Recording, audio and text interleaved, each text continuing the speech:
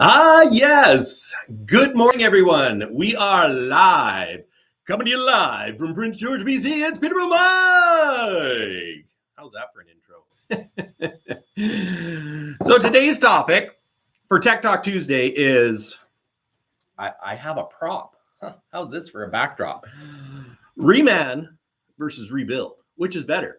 Do you buy a Reman engine that's already done and you just drop it in? Or do you rebuild your engine? You do an in-frame. You put the guts in your engine. So what was, you're probably thinking, Mike, what made you think of this topic? And the reason why I've got this is the PACCAR MX-13, PX9, PX7. Reaching out to my PACCAR peeps. If you would like to sponsor Peterbilt Mike, I could use an engine. And I would be willing to put a PACCAR MX in if I could get one. So long story short, you know what? It's the elephant in the room. I'm just going to come out and say it. I bought another truck. The video is going to come out. I got one more video to do on welding up the windshield frame on low and slow. And then I went to get a truck. That's right. I bought a truck. I bought this. It's exciting. It's really exciting. Well, at least I'm excited. So hopefully you guys are excited. So good morning, Curtis. Hello, Mike from Kentucky. Right on. Love Kentucky. Was thinking about driving there actually, but it's like 4 days. Although after Sunday, Andrea and I have proven that we can log 1,300 kilometers a day. Granted, I was really tired yesterday. So getting sidetracked. I bought another truck. What did I buy, you ask? I bought a 2006 Peterbilt 378 set forward with a 36-inch sleeper. I know it's not a cab over. It's crazy. It's got 46,000-pound rear ends, air track suspension. It's got a C13 cat engine, 18-speed, and it's only got 350,000 kilometers on the chassis now, which that's phenomenal. 300,000 kilometers. The interior is pretty dang mint. Now, granted, the dash has some cracks in it, and it seems like the old dashes, you know what, they crack in the corners and stuff. So, but that's where, you know, I got the truck cheap. Okay. Subscriber, sold me the truck. Thank you very much, Glenn. I love the truck. He did me a solid. I got it at a great price, but it needs some work, because the one kicker is where this truck came from. It came out of the oil patch. So, the chassis only has 350,000 kilometers on it, but the engine has, actually, I don't know because I haven't plugged in, but I'm guessing 30,000 plus hours. So it makes me think, does a guy get a Reman engine, you know, where you just go, call Caterpillar up and you say, yeah, I need a C13. Can you hook a brother up? And they ship it to you. You pull your engine out and drop it in. Or do you pull your head off and do an in-frame and rebuild it there? Now, there's two thoughts to this. One, if you've got a really good engine shop, odds are your engine shop can do a better rebuild, or I don't know okay, let's try again. If you rebuild it in your shop, if you've got a really good engine guy, he could probably do a better job than the Reman. And then it's not to say that the Reman guy doesn't. And of course, the catch to that is the guy that's rebuild the Reman engines, they do it all day long. So they know the tolerances, they know the parts that fail, they know what to do. But in thinking about good morning, Johnny from Texas. Right on. Go Texas Rangers. Was it Texas Rangers? It's been so long since I've been to a baseball game there. I can't even remember. Oh, sad. But yeah, so like when I think about the ISXs, when you had, what's the word? Gosh, sometimes I tell you, trying to think of the word, the protrusions or whatever. And, you know, you have the maximum allowed versus, or, you know, the maximum you can get away with versus the minimum you can get, or the minimum, I guess you could get away with when you do the deck. And like our guys, when we rebuild it, they always go to the maximum, because you could rebuild an engine and have it on the minimum. Well, that means if it wears just a little bit, then it's out of spec. Whereas if you have it at, you know, closer to the max, it's got a long way to wear before it's out of spec. You know, whereas if you get a Reman, if it's in spec, it's in spec. So it might be a little bit in spec and it still passes. So that would be an argument for rebuild. Plus, doing a rebuild, it could be cheaper because you can look at all the components, and if it doesn't need this and it doesn't need that, you put it back together so you don't have to do the whole thing. Now, conversely, a Reman, they're going to do everything for you. You know, they're going to guarantee that engine. So if there's any hint of anything, they're going to put new in it. You know, they're going to do all new bearings, blah, blah, blah. Some of it might be done. Well, actually, I think there's a standard of what they're going to do. So, you know, whereas if you're rebuilding it, you might have something that's good. Whereas if you're doing a Reman, they would just put all new stuff in. So I don't know. It's a tough one. Like with transmissions, I think, you know what, you're probably better to buy a Reman. It's quick, it's easy. You know what, there's a lot of things that don't fail in a transmission, but when it comes to an engine, you know, in a lot of ways, I think doing an in-frame, if you got a good mechanic, just do it that way. Now, conversely, you know, you get a Reman, you got the Reman warranty, and you know, have some protection there. Now, certainly your dealer is going to give you warranty on your rebuild, and like if you do a CAT, you can buy a platinum kit, and with the platinum kit, you know, I think you can get up to 5 years warranty if I'm not mistaken. Certainly 2, which is fantastic. But you know, there again, it's an expensive kit. Like you're going to spend like $70,000 on an engine rebuild probably by the time you're done, which $70,000 on an old truck is a lot of money. So actually $70,000 on any truck is a lot of money. And certainly on my old 378, it's a lot of money. So anyways, what are you guys talking about here? Hey, Mike, hello from the UK. If you guys can rebuild it, then fine. It's a huge job. Get a Reman for the point you make. They build them all day, every day, and it'll come with warranty. This is true. 1704 in South Wales in the UK. What is that? That's afternoon. Well, 1704 minus 12, 5, 6, 7. Yeah, so it's 5 o'clock. Well, that's cool. Good morning, Daniel from New Mexico. Happy 2/22/22. You know what? Friend of mine, his son's birthday is today, and he's turning 20 on 2/22/22. How crazy is that? And it's Tuesday. So happy birthday, Cole. You turning 20. You turned into a man. Well, he turned into a man. Well, gosh, the guy's a man, okay? Happy birthday, Cole. Love what you're doing with your cars. Just turning 20 on Tuesday, 2/22/22. It's pretty cool. So I'm going to send you a gold chain with a big 2. I think it'd be cool. I think 2's your number now, Cole. So I can't beat that. I'm 100 feet underground on the tube. Don't understand what that means. Happy good morning, Florida. Good morning, and feeling sorry for Canada right now.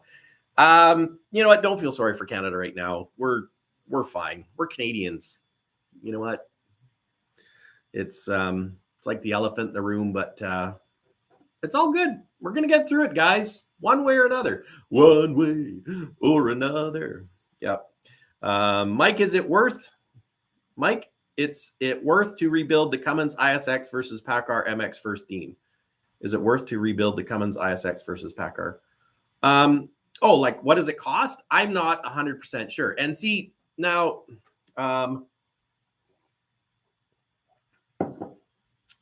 Mike from UK, I'm still searching for an answer as to why that paint can't be used on a vehicle. You know what? Maybe that paint couldn't be used on a vehicle just because they didn't license it. But it doesn't matter. It's painted now. It's done. And I say it's painted now because yesterday when I got back on Low and Slow, and this is going to be the next video, but I welded up some steel in the frame. I used some heavy fiberglass filler Bondo to smooth it out a bit. And then I sprayed a zinc primer. I thought of the zinc primer because with Peterbilt, we can actually order the zinc coated frame rails so they don't rust, which is fantastic. And I'm like, well, a zinc primer, that's got to be good, right? To prevent rust. So I painted with that, and then I hit it with some white spray foam. And the reason why I got going on it, and I didn't record spraying it white because I thought people give me a hard time. Well, whatever. I was tired yesterday and this is a reason for the thing. So I bought the truck. We're driving home, and Glenn was like, you know what? I don't know that. He's like, I'm nervous for you. He's like, I think you should have brought a trailer. I don't really know that, I'm worried about you getting home. And I'm like, oh, it'll be fine. What's the worst that can happen? What's the worst that could happen? It could make a giant boom and there's a puddle of oil on the side of the road. And that's exactly what happened. So, you know what? I twitched the tiger's tail and the tiger bit me. That's right. The tiger bit me. As Dad says, sometimes the dragon wins. And on Sunday, the dragon won. The dragon bit me in the bahootie. The bahootie. Is that a word? The bahootie. Yeah. So you know what? C13, it was running on 5. The smoke limit cleared up. It was actually running really good for about 40 minutes. And then it started, and here's a word to the wise. When your engine starts making really bad noises, just shut it off. Shut it off close to the side of the road. So what did I do? And this is going to be next week's video, so you guys will have to stay tuned for it. But so what did I do? We're going along. I'm like, man, it's sounding like it's got a little bit more of a tick. And then all of a sudden, smoke. And I'm like, well, that's not good. Put my 4-ways on, pull over the shoulder, and I'm trying to get to a grid road just to get off the highway because it's a major corridor, like between Grand Prairie and Dawson Creek. Like the oil patch is busy. Gas, oil, we still use it. We still need it. Guys are trucking. So trying to get off the road, and so it's knocking, tuck, tuck, tuck, tuck, tuck, and then it's clattering. It's like, clack, clack, clack, clack, clack, and then all of a sudden it went bang, and then it I thought I blew up a transmission. Like it kicked it out of gear, and I tried it wouldn't go back in gear, and that's because the engine wasn't turning anymore. Coast to the edge of the road. It's quiet. Coast. Well, actually, I was already on the edge of the road, but coast to a stop. Try the key. Nothing. Well, actually, first I got out and looked, and there was a puddle of oil. So I think I blew a hole in the side of the engine. So thought I was going to do a rebuild. I think now it might be a Reman. Or, you know what? A used engine from the auto wreckers or truck wreckers, and we rebuild it. So I should jump on the trains, but reminds me of home. Roadside rebuild. I should have done a roadside rebuild. What could possibly go wrong? But you know what? It was still a great price. I love the truck. And it was still a good deal as far as I'm concerned. So you know what? Probably cost me $7,000 for a core. That's life. You know what? Trying to be cheap, didn't want to haul it home, tried to drive it home. And as Dad said, sometimes the dragon wins. So I called Exceptional Towing. Shout out to Exceptional Towing out of Dawson Creek. It's an absolutely fantastic company. Yeah, sadly, the owner passed away. I wouldn't say we were friends, but we certainly chatted. Mike, I believe Mike watched the channel. We, Instagram, we chatted about trucks. He had an old LW, and it's super, super sad. Don't know what's going to happen with the company if they decide to sell it, keep running it, but I support Exceptional Towing all day, every day, and fantastic, fantastic family. And that's part of why, call them to support the family if I can, because at the end of the day, there's still a family that needs to be supported there. So no matter what it costs, we'll pay the piper. It just means that my truck cost me a little bit more. That's all. Shout out to Ruby at our Dawson Creek branch. She came down and let me into the gate to park the truck at our Dawson Creek branch. You know what? It's funny when you work here and you got other branches and, there's a little bit of competition, little bit of competition, friendly competition. Then you got some Yahoo making faces at you. But I was really proud because our Dawson Creek branch, I remember when it started, I had the pleasure of going there when it was just a shell of a building. They got the big red oval out front. And you know what? Dale, fantastic guy, lots of history, lots of knowledge. Just when it comes to oil patch stuff, he's brilliant. I'm not a big oil patch guy, so I don't know stuff. I don't know about hydrovacs and all that good stuff. But anyway, shout out to Dawson Creek. My truck is now there. If you go by and you see a white 378 in the yard, it's mine. If you see a puddle of oil underneath it, well, Surprised there's any oil left in it, tell you the truth. But yeah, so rebuild. Do you rebuild or you reman? The arguments for a rebuild are good. The arguments for a reman are good. In saying that, I know people with ISXs that had a rebuild that chose a rebuild over a reman. They put a reman engine in, and then it failed later for very much the same things that had happened with their first engine. Conversely, with the rebuild, they might be a little more up to it because you don't know how long that reman's also been sitting. You could pick up a reman and it's been sitting there for 6 months or a year, and maybe there's things that have changed. Whereas if you do a rebuild, you're going to get the latest and the greatest, is what I'm saying. So that would be cool if Piper got her CDL, Terry. And you know what? I bet Piper could drive it. Well, I know Piper could drive it because she's awesome. So what else you guys saying? I should jump one of the trains. Blah, blah, blah. No needed for Kenny CDL, and it requires for a work truck. How much will a wrecker rebuild project engine cost you? I don't know. I'm hoping I can get a wrecker engine for less than 10 grand is what I'm hoping. Like 7 maybe or so. I know customers that have bought engines like that. I think it depends on the engine. And I phoned one truck wrecker this morning that advertised C13s to see if they had any. And he was like, nope, don't got any. And I was like, well, your website says you have like 6. So when you go to a truck wrecker's website, don't think anything that's on there they have, because so far everything that I have looked at, and this goes back to when I was searching for cabover parts, they didn't have anything. So anyways, we'll see what happens. Certainly it spurred me to get Low and Slow up and running quicker. So right now on Low and Slow, I'm ready to put the windshield in. I think I got a boo-boo. See that? I don't know if the camera's going to focus on that, but so I bought a Princess Auto shocker, Porta Power. That's what I bought, because I'm putting Low and Slow back together, and I got dents in the front of him. Remember the dents? I was just talking to our body guys. He's like, use something where you can control the power. So I was using a Porta Power to push the dents out just to get it smoothish so I can use filler. And anyways, apparently I overextended the cylinder, and I'm like, I'm like jacking over here, and I'm trying to look around the corner, and there's this little red line, and they say, don't overextend 4 3/4 inches. Well, I didn't read that fine print. So the ram went out, and then it stuck there, and I couldn't get it back in. So where I'm going, I need to get this truck back together, because we got to go get the 378 with Low and Slow, because he's got the deck and blah, blah, blah. But I got to put the heater back in, but I want to push the dents out before I put the heater back in. So I was using a floor jack, because a floor jack is basically a Porta Power.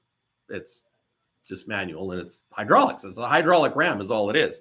So I'm using that in a block of wood, and I'm using the bit thingy for the Porta Power, and I got it like pushed up against it, and it was like, like this, because it's not a hard thing, so it was flicking. And I had my hand there to hold it, and I went down, and I pulled it up, and it pinched my finger, and I went, does it hurt? But I think I got the dents pushed out enough to where I'm just going to use that heavy filler, sand it down, fill it, smooth it, good enough. Because I'm not changing the panel. Changing the panel, that's a bodyman thing. You can't get the panels. To try and retrieve one out of a wreck truck would be a major ordeal, big deal. Where a little bit of body filler, use body filler all the time. So that's what we're going to do. We're going to go get Low and Slow. I'm going to price out a reman, see what I can do there. The problem is right now with part supply, you just can't get stuff. Like, you can't get engines, you can't get parts. Probably an older engine might be easier. So I'll check with our parts guys, see what my price would be on a reman. Andrea I don't know what I might have to give her some smelling salts when she finds out, to see if we're going to invest in that sooner or later. Certainly I'll get the truck, we'll bring it home. We'll start peeling stuff off the engine, see if there's a big hole, some extra ventilation. I pretty much guarantee there is, because that oil came from somewhere, and it went bang and doesn't turn over anymore. So shame on me for not hauling it home. But you know what? You live and learn. So my advice to you is if your engine starts making a bad noise, shut it off, stop wherever you are, don't move it. Tow it to your local dealer, the closest dealer, and check it out, because it could cost you big time. The difference between doing a rebuild, cheap in frame. Yeah, I was thinking maybe I could just fix that one hole, but I have a feeling I'm fixing more than that hole now. So, and you know what? I would love to put a PACCAR MX engine in it if I could get one for an affordable price. I wonder if any of my PACCAR peeps would like to hook me up with a PACCAR MX-13 510 horse 1850 torque stick in there, because I would love to do that, because that's a 13-liter engine also. The kicker is it's an 06, so I would need an engine that doesn't run DEF, because that's the beauty of this 06, and what really spurred me to it is it doesn't run DEF, so it's just a little bit cheaper and easier for me, and it's in great shape. Certainly a little bit of a goofy spec, but it's in great shape. So, and you know, that's I never really thought about that. I mean, I thought about putting the cat in it, but or pardon me, I mean I'd like to keep the cat in it. I like the idea of the fuel, the fuel economy of the 13-liter engine, especially, you know, with the price of fuel and going to get trucks. It's important. So floor jacks don't like operating sideways or upside down. Yes, I learned the hard way. Series 60 is a cheap rebuild. Yes. The kicker is a Series 60 is it a 15-liter or is it a 13-liter? I'm questioning. Anyways, we'll see what happens. With that 378, we'll figure it out. We gotta confirm that there's a hole in the engine first, and then we have to decide reman or rebuild. If there's no hole in the engine, maybe I can rebuild it. If there is a hole in the engine, maybe I buy a wrecker block and rebuild it, or maybe I just buy a reman and pay the difference with not having a core. So I think there's benefits to both. Certainly, if you've got a skilled engine shop, I think a rebuild is a great way to go. As long as you can get all the parts, and, you know, to keep things cost effective, like if you're doing a platinum kit, get your kit first, line everything up, come up with a plan. Are you going to do the transmission at the same time? You know, are you going to do the compressor? Are you going to do the turbo? Plan that all out first so that you don't have surprises, because you can have a shop quote you and say, oh, we're going to rebuild your engine for $20,000. And then you're in there and they're like, oh, geez, you should have do the turbo. Or you go, yeah, let's do the turbo. And the turbo is $8,000. So now your $20,000 rebuild turns into a $28,000 rebuild. And in all reality, you know, when we're talking rebuilds on today's engines, we're talking $40,000, $50,000, $60,000, $70,000 now, depending on how far you go. So, and if you're going to end up spending, you know, $50,000 in a shop, maybe you just spend $50,000 and get a reman engine for it. So, because that is an option. And if you don't trust the shop, well, I shouldn't say if you don't trust the shop, if you don't know the shop. I mean, any Cummins techs that's certified, guys that do it all the time, I mean, they do it all the time. And there's some fantastic engine mechanics out there in the world. So, and you know what? Maybe you won't be able to get a reman, but also maybe you won't be able to get the parts. So that's a tough one. That's a tough one. But certainly for me, I lean to doing a rebuild first, because one, our engine guys here are just fantastic. You know, I think they do a better job than anybody else. Or, I mean, there's lots of good people out there in the world, but I trust these guys, and I know their history, and we don't have very many comebacks, and certainly they do fantastic work. So for me, I would trust the guys in our shop with my engine hands down, you know, and they can look at a part and say, you know what? You really don't need to change this part, Mike. It comes in the kit, or you know, you could, but you don't need to. You know, you could replace the turbo, but you don't really need to. It's still good. So just run what you brung. So that is the benefit of doing a rebuild. You know, you just rebuild the parts you need. Now, conversely, you know, a reman, you get all the new parts and it's plug and play. So any Joe Schmo could swap an engine. You know, even I could probably do it. So, but rebuilding an engine, I thought about trying it on my C13 that I just picked up, but I don't think it's going to work with the hole in the side. Granted, I don't know for sure that there's a hole in the side, but it's a pretty good indication there's probably a hole in the side. So, but that's an episode for another day. You know what? Maybe we could put a PACCAR MX-13 in it. You know what? You know what I like about the MX-13? It's a B10 engine, which means they expect only 10% of the engines to fail to 1 million miles. It's a PACCAR engine. I work for PACCAR. Woo, go team. I know it's a long life engine. It's good on fuel. And, you know, that's something that even in my own mindset, like this truck with a C13, at first I'm like, oh, it's a C13. You know, they weren't as good as a C12 and they got the twin turbos and blah, blah, blah, and blah, blah, blah. But the kicker is it's good on fuel.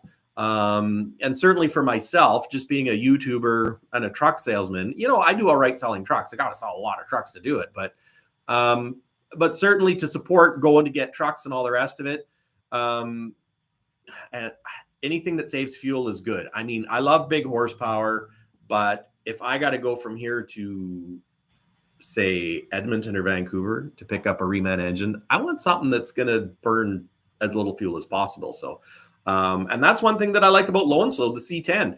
At first, I thought the C10 was like, you know, it's not big enough. It's not good enough.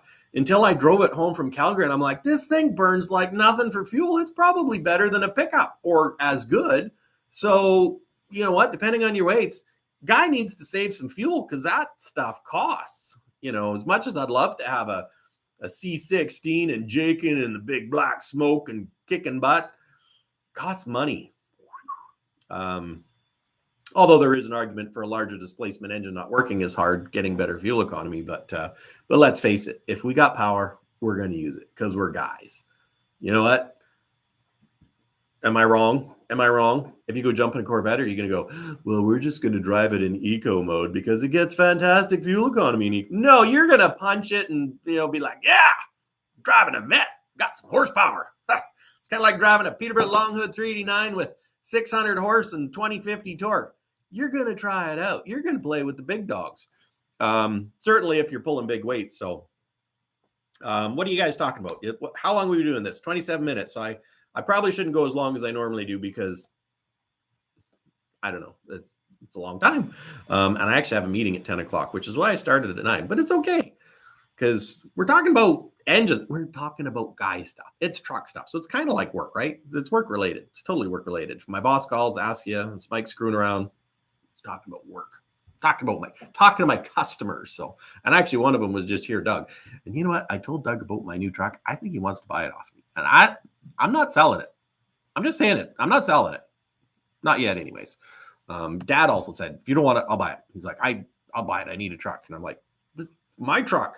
But Dad can use any of my trucks all he wants though. Because you know what?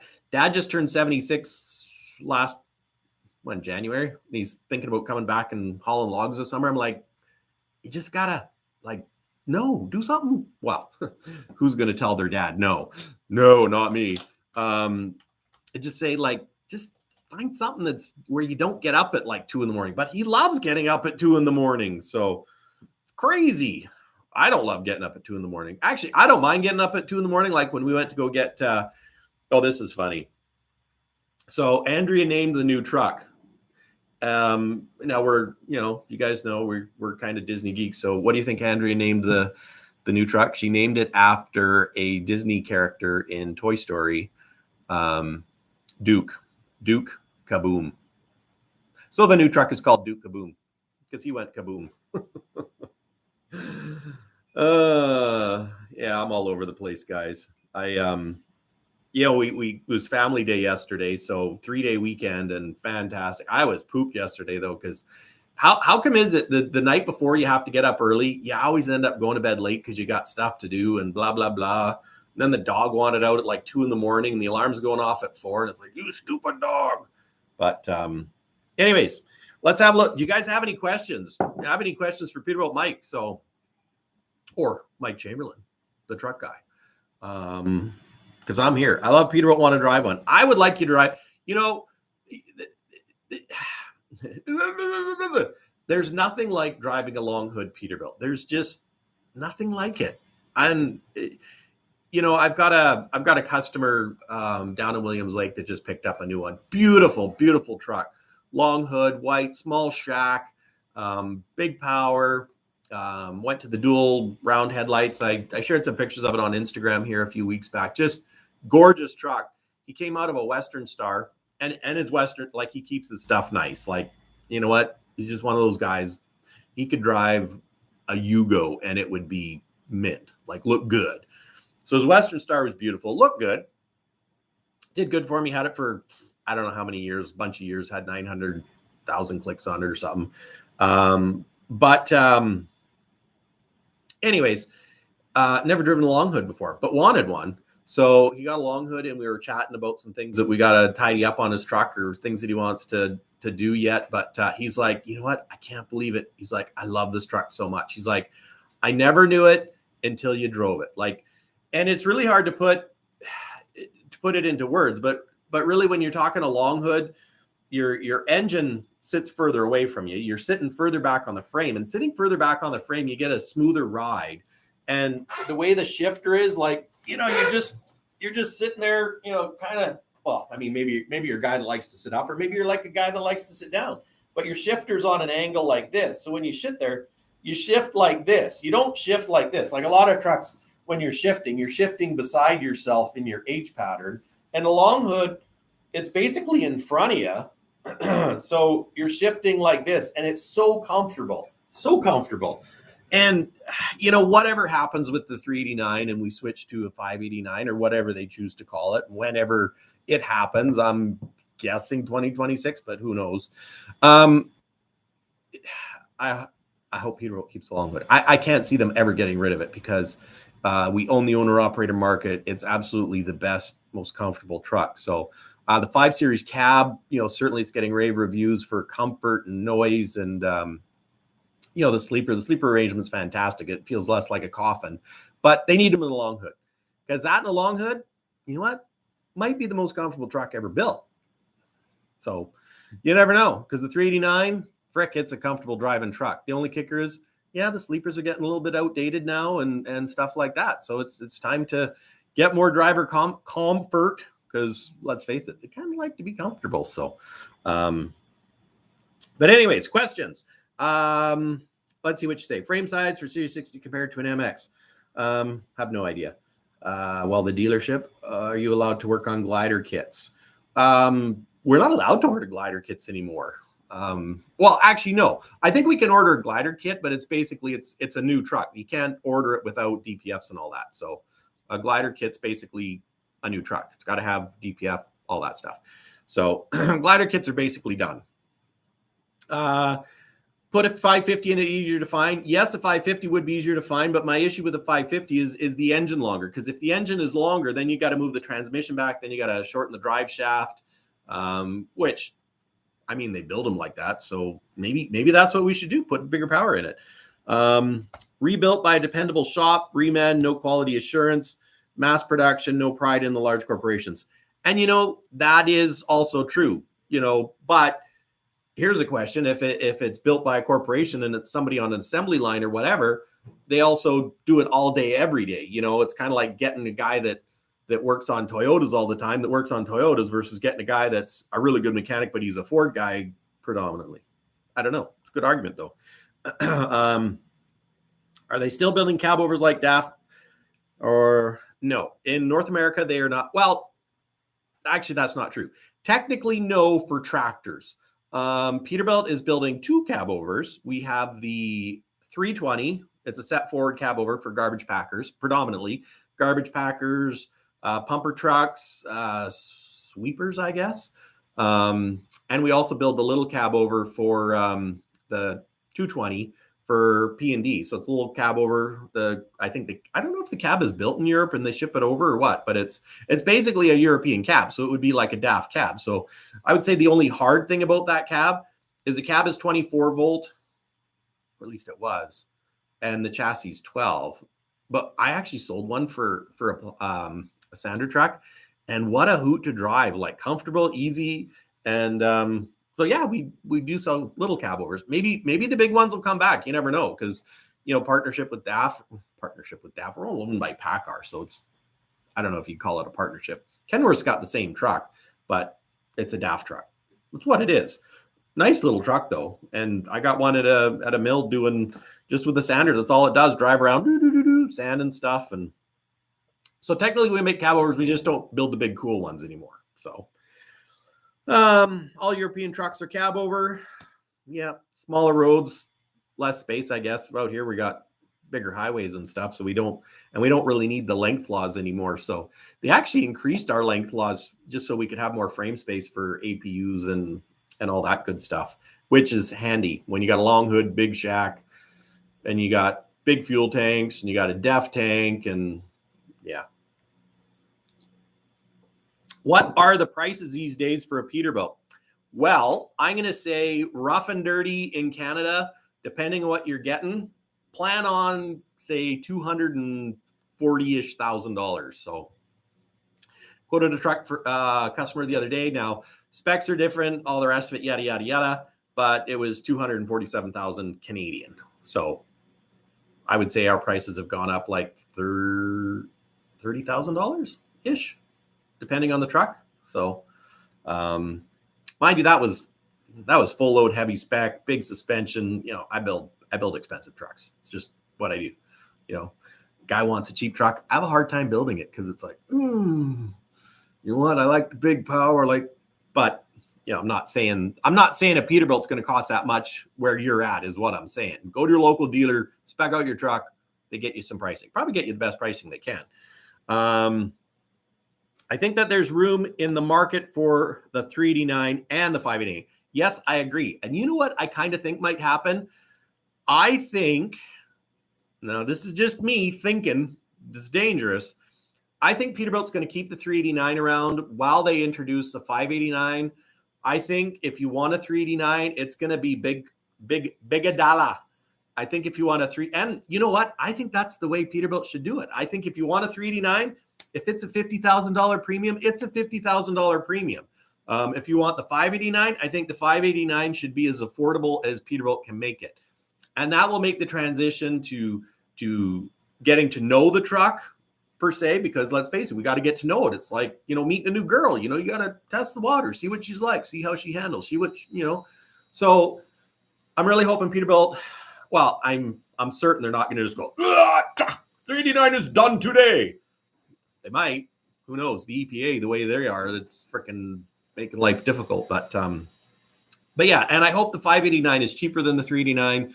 And that's kind of my guess. I think you're going to pay a huge premium to get the 389 at the end, because the biggest thing that's driving everything right now is the bloody greenhouse gas things and the EPA. And that's the hot button. You know, we're seeing shifts to we're seeing huge shifts in the market to trying to go electric, to hydrogen, to, you know, hybrid. Big news. I should talk about it. Maybe we'll do another video on it. Heard that Cummins bought out Meritor or is buying Meritor. Like, that's huge. Meritor is huge. So that's huge news. Cummins is going to be a powerhouse. Well, Cummins is a powerhouse. Cummins is kind of already a powerhouse. That's all. They make power, so it makes sense. But okay, massive power at good efficiency. There we go. What about the new Peterbilt 2-cycle opposed engines they are putting in Walmart trucks? You know, I haven't heard about this Cummins 2-cycle opposed engine. I'm gonna have to check it out. Now, Cummins makes a tank engine that I've seen where it's like square. It's actually kind of neat because it's like a box. But it's got opposed cylinders where they go. So it's just a test engine, I'm assuming. And the problem with test trucks is, like, say a big company like Walmart, they just throw money at it. And then it's like, hey, let's try this. Okay. Throw money at it. Will it make it into, I don't know. Maybe, maybe not. Don't know anything about it really, but I think that's the engine because it was designed for tanks. And usually those engines, huge horsepower, but they're throwaway. Get a Reman. Does anyone play American Truck Simulator? I don't play video games. My kids do, but I don't have time for video games, unfortunately. But I think it'd be cool. I had a customer bring me a paint design that he got off of a truck video game. So, and we built it, and it was actually really cool. It's kind of like taking your dream build, like, you know, if you're in Grand Theft Auto. Now I'm dating myself because the last time I played games, that was what it was. But anyways, let's see. What else you guys got to say? Trailers shorter in Europe? I assume so. We have some very narrow roads and still get 44-ton truck around them. It's all down to axle configuration. I can get a Mercedes Actros and 50-foot double deck trailer in South Central London. Well, and that's cool. And you'll notice, I think you guys have a lot more planetary axles too. And, ultimately, it doesn't matter how much power you have if you have the gearing. Like, you figure most big mine trucks, they've actually got small power, but it's gearing. So we keep going. EPA green laws will be horse and wagon again. Yeah, and then they'll say the horse is producing too much greenhouse gas because you fed it oats instead of grass. It's like the grass-fed beef. Aren't cows all supposed to eat grass? I guess not in a feedlot, but, no, hay is still grass. So it's just, it's grass that's bundled up. So anyways, Andrea thinks those commercials are funny. So you guys that aren't in Canada, A&W's commercial is they promote their grass-fed beef. Well, Andrea had cows and she's like, cows eat grass. Like, even if it's hay, it's still grass. But hey, if it works for A&W, I like A&W. Love me an A&W burger. A&W used to have grilled cinnamon buns. When I was trucking, you stop for breakfast in the morning, get yourself a coffee and a grilled cinnamon bun. Oh, might be why I'm fat now. Take a cinnamon bun, cut it in half, and grill it on the grill so it's all crispy. Then put a little bit of butter on it, and that was good. It was really good. Probably why I'm overweight. I haven't had a grilled cinnamon in a long time, though. Had pizza last night, though, because our sick dog, she loves to eat pepperoni pizza. And it's like, you know what? She's almost 14 years old. We thought we were going to have to put her down last week. If all she wants to eat is pepperoni pizza, we'll buy her freaking pepperoni pizza. The problem is then I want to eat pizza, and then I can't just eat half a pizza, and I eat a whole medium pizza, and I don't need a whole medium pizza. But damn, it was good. Sorry, sidetrack. ATS fan and mod fan. Cat is more off-road generate. I don't know what you're talking about. Sorry. Just trucking. Justin just rebuilt his ISX Cummins, and he helped. It took 8 days at his favorite shop. Yes, I actually watched that. I thought it was pretty cool. And that girl that rebuilt it, like, that's where I say, if you've got a good shop with a good engine mechanic, that's the way to go. And it's cool that they let him help, because a lot of shops would be like, no, because quite often when the customer helps, it takes longer and they get in the way and it's more liability. So if you come to our shop and you think you're going to help, no, we're not going to help. We're not going to let you, because we're going to save you money by not letting you help. But I think it's cool that he was able to do that. What else we got? Mike, I send you a photo on your Instagram with D sizes of the European trucks. What's allowed to drive in Europe? Cool, thanks. And you know what? If you guys want to send me anything, pictures on Instagram, it's Peterbilt Mike, or it's Peterbilt _ no, it's Peterbilt Mike _ I think is what it is. So on Instagram, Facebook, it's Peterbilt Mike C, I think. But anyways, and if you want to send me anything as far as, I don't know, whatever, pictures, a note, a letter. I'd like a letter. And if you're a young kid, or even if you're an old kid, if you want to send me a drawing of your favorite truck, send me a drawing. Send it to Peterbilt Pacific, 6333 Pacific Street, Prince George, BC, B2N 5S3. And you know what? Just put attention Mike Chamberlain or attention Peterbilt Mike, and our shipper should know it. But I'd love to see your guys' pictures, especially the kids, because you know what? I used to do pictures when I was a kid. I built trucks out of Lego. I built model trucks. I did it all. Now I build big trucks, and I love it. You know what? I love it. I can't help it. It's in my blood. I gave my blood, sweat, and tears, let me tell you. So do an in-frame rebuild. Gotcha. Hi from Norway.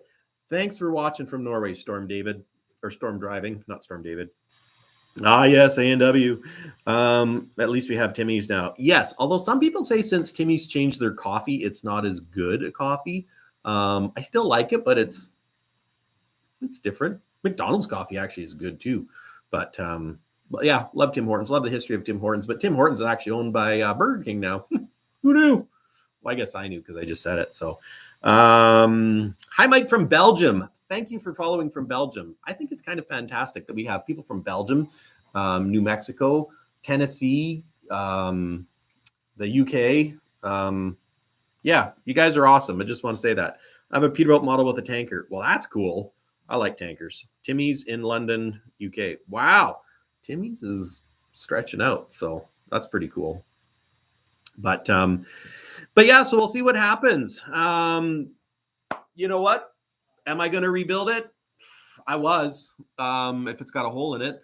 Reman, going to go price out a Reman and see what it says. But you know what? With the budget I'm in and the fact that I don't drive the truck a lot, and this is something that you guys would have to consider too. If you don't drive, if you're working your truck every day and you plan on keeping it for a long time, then investing the money in a Reman or a rebuild, 100% the way to go.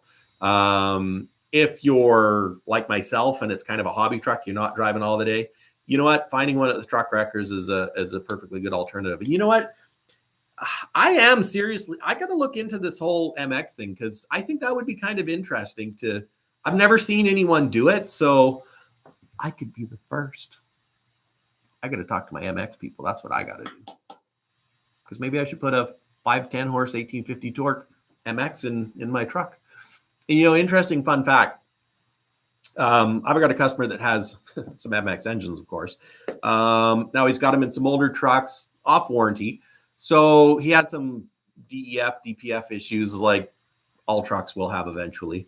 So it got him deleted. Not saying you should delete your truck, but he deleted them because of the cost factor of trying to do the DEF and DPF stuff. So he's got Allison automatics in some of his trucks, and he actually was getting transmission faults after putting the delete in from the PACCAR engine, and it was over torque because, like, with an Allison transmission, the maximum torque you can put through an Allison transmission is 1850 torque. And this is why I say, like, you know what, you don't have to have big power and everything because it's all about gearing, truly is. And actually, side note, the truck that I bought, it's got 4, 5, 6 gears, so it could pull a freight train. Excuse me. So interestingly enough, when they deleted it, he called him up. He's like, did you guys, like, I didn't ask for more power. And like, no, we just deleted it. We didn't do more power. But it was actually over torquing. So they actually detuned the engine by, I think, 5% to stop the codes because it was putting out too much power. And I think, where could we be today if we were just building engines that worked good and weren't being forced by the EPA so much? But I don't know. But anyways, I should wrap it up, guys. I just think it's interesting because, maybe I should put a PACCAR engine if I can. The hard part would be trying to get the truck to talk to it, which would probably be the issue. But I'm going to have to do some research. We're going to go get the truck with low and slow. We'll figure out if we're going to do a rebuild or a Reman. If the engine's not toast, I think I might rebuild it myself. It's a dangerous thought. But I'm going to price out a Reman. And if the engine is toast, I'm going to give the MX some thought. Maybe I could get a PACCAR engine cheaper than a CAT, and it's food for thought. So now I've been talking for 47 minutes, and it's kind of crazy. You know what I need? I need Dad to come home from Arizona so that he can help me with this stuff. So just need to figure out how I can pay him so that, because you know what? He likes to work and have a little money on the side. So maybe he could, wouldn't it be nice if he could just work on the trucks? Be cool. But anyways, so Dad, if you're watching, looking forward to you coming home. Glad you guys are having fun in Arizona. I'm a little bit jealous, not gonna lie, but you know what? He put in his time.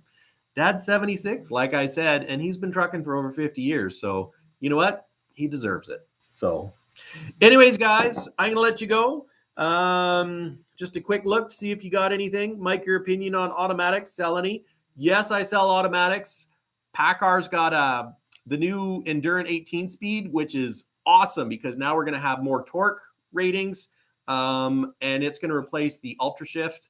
And you know what? The Ultra Shift worked okay. Wasn't a huge fan. Biggest thing with the automatics, you have to be a fan for it. So, like I tell my customers, it's not going to let you do the things that you get away with the manual transmission because it's going to protect itself. And you have to learn how to drive it. Don't just think you're going to come in and go, click, put it in D, and it's going to do everything. I mean, it will on the highway, but you're not going to get the best performance out of it. So you have to learn how to drive it.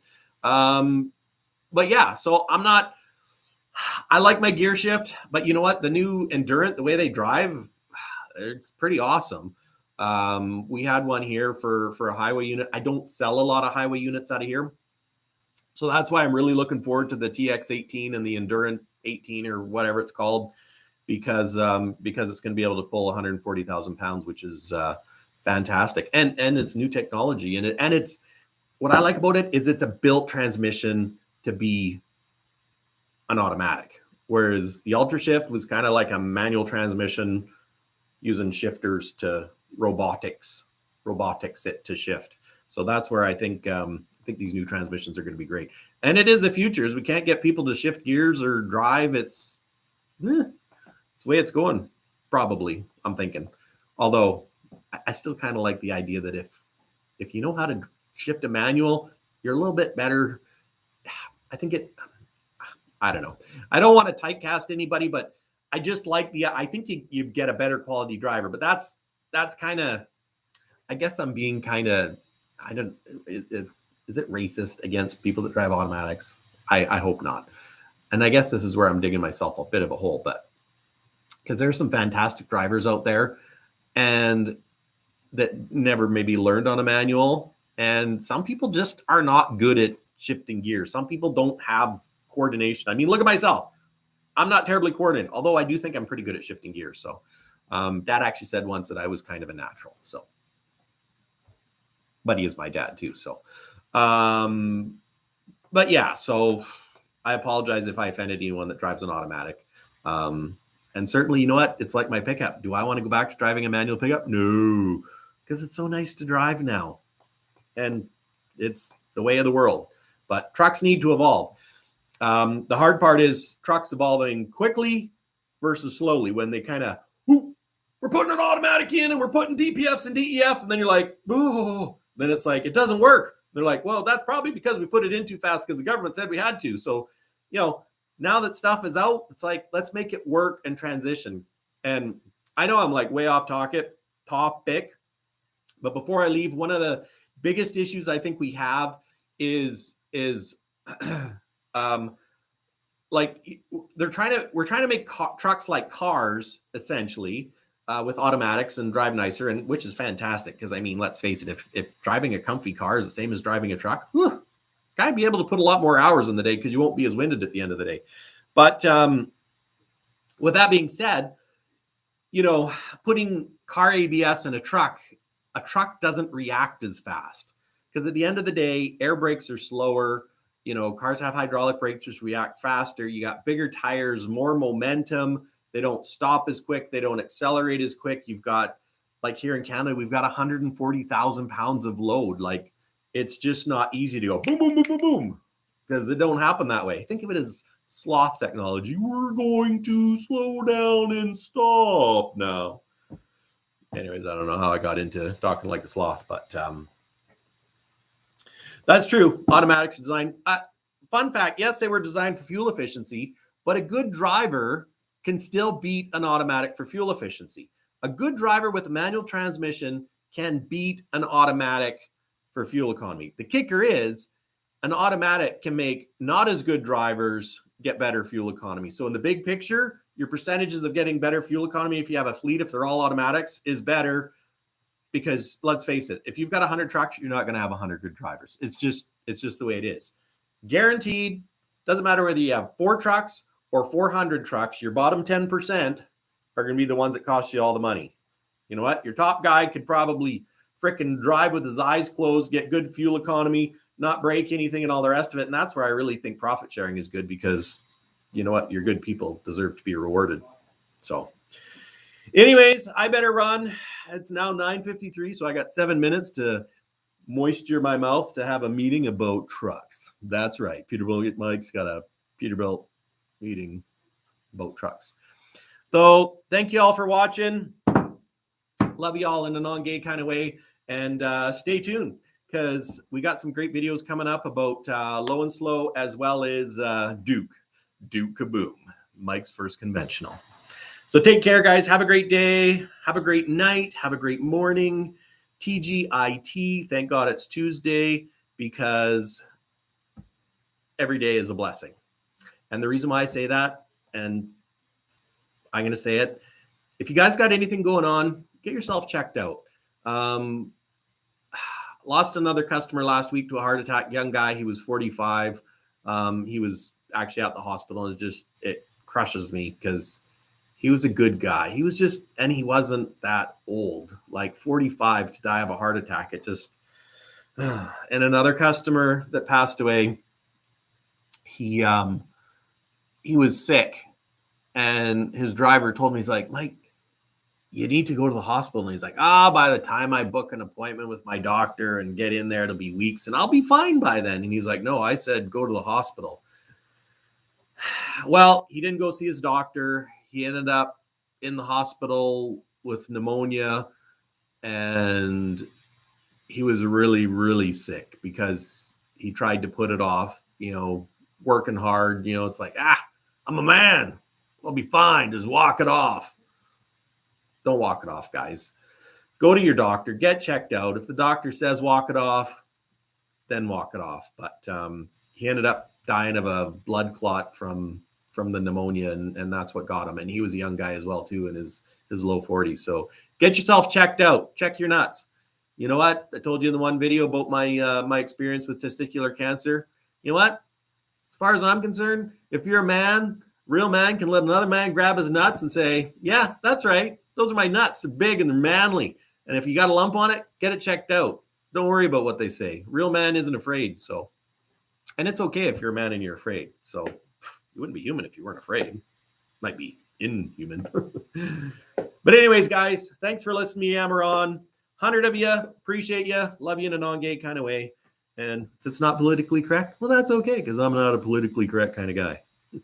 Lord knows I'm not perfect. So anyways, guys, check your nuts. Maybe that should be my new end thing. Check your nuts. I don't know.